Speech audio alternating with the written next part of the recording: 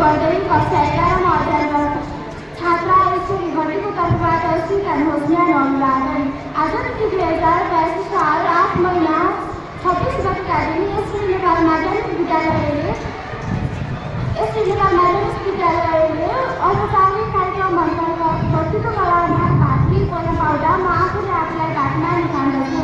यस व्यक्तित्व कलाको शीर्षक रहेको छ प्रकृति संरक्षणमा हाम्रो भूमिका। सर्वप्रथम प्रकृति भनेको हाम्रो वरपर रहेको वायुमण्डलले घेरेर रहेका सजीव निर्जीव सम्पूर्ण वस्तुहरू प्रकृति हो र यसको संरक्षण गर्न हाम्रो निकै ठुलो दायित्व रहेको हुन्छ। जसरी हामीलाई स्वच्छ वातावरणमा बाँचिरहेका छ त्यसरी वातावरण प्रकृतिको संरक्षण गर्नु हाम्रो दायित्व पनि हो। प्रकृति छ र हामी छौँ र त प्रकृति छ। प्रकृति ठिकसँग चल्यो भने मात्र हाम्रो जीवनधारा अविरल बगिरहन्छ। त्यसैले प्रकृतिको संरक्षण गर्नु हाम्रो निकै ठुलो भूमिका रहन्छ।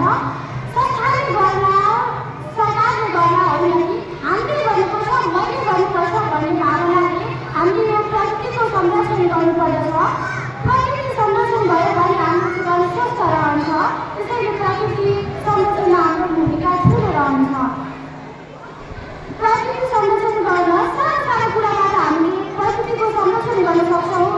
जस्तै घरको वरपर सफा राख्ने, घर सफा गर्दा निस्केका कुहिने फोहोरहरूलाई जैविक मलका रूपमा प्रयोग गर्ने, नकुहिने प्लास्टिकजन्य फोहोरहरूलाई अलग राख्ने। त्यसले प्लास्टिकजन्य फोहोरले चाहिँ वातावरणलाई प्रदूषण गर्छ, त्यसलाई अलग राख्न जरुरी छ। प्लास्टिकजन्य फोहोरहरूलाई अलग राख्ने, पुनः प्रयोग गर्ने प्लास्टिकजन्य सबैसम्म कम प्रयोग गर्ने गर्नुपर्दछ। वातावरण संरक्षणमा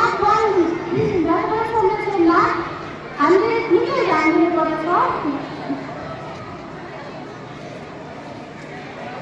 अहिले अत्यन्तै जनसङ्ख्या वृद्धि उच्च छ, त्यसै शहरीकरण वृद्धि भइरहेको छ।